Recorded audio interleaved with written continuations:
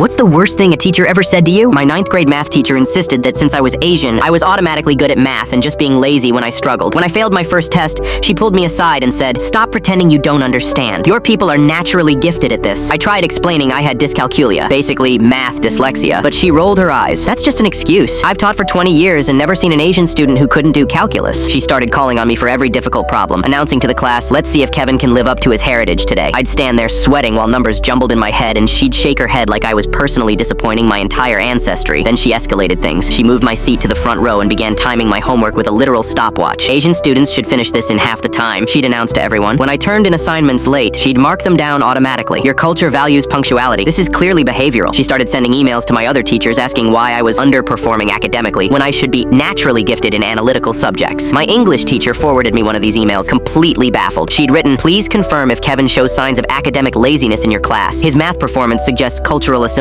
issues." I brought my dyscalculia documentation to show her again. She glanced at it and said, "This must be wrong. Have you considered getting retested by someone who understands Asian genetics?" My guidance counselor called my mom after the teacher requested I be moved to remedial classes. She told him, "Kevin's clearly been misplaced. His background suggests he belongs in advanced placement." My mom scheduled a meeting immediately. When she couldn't get an appointment for 2 weeks, she showed up during lunch. The teacher seemed confused when my mom walked in. "Oh, I was expecting Kevin's mother," she said, looking around like my actual mother was hiding somewhere. "I am Kevin's mother," my mom replied. The teacher's face went blank. "But Kevin is adopted," my mom said flatly, "from Korea when he was 6 months old." That's when the teacher really lost it. She started explaining how adoption doesn't change genetic predispositions, and maybe my mom needed to research Korean educational expectations. My mom pulled out my psychological evaluation. "He has a documented learning disability that affects number processing and mathematical reasoning." The teacher barely looked at it. "Well, that's obviously a misdiagnosis. Look at him." My mom's voice got deadly quiet. "What exactly am I supposed to be looking at? His features clearly indicate mathematical aptitude. I've been teaching long enough to recognize natural ability. You're telling me you can diagnose learning disabilities by looking at a child's face?" "I'm saying some things are just genetic facts," the teacher replied, doubling down. My mom stood up slowly. "So you believe you can override medical professionals based on racial features?" "I believe I know my students better than someone who probably never worked with Asian children." The teacher kept digging. "Maybe these learning disability diagnoses are just what happens when Western testing methods meet Eastern genetics." My mom let her continue. "I think Kevin just needs firmer expectations and traditional discipline methods." "Traditional discipline methods? You know, the kind that produces successful Asian students, structure, high expectations, no excuses." My mom nodded thoughtfully. "And you believe this approach will cure his dyscalculia?" "I believe it will cure his attitude problem." That's when my mom pulled out her work ID. "Well,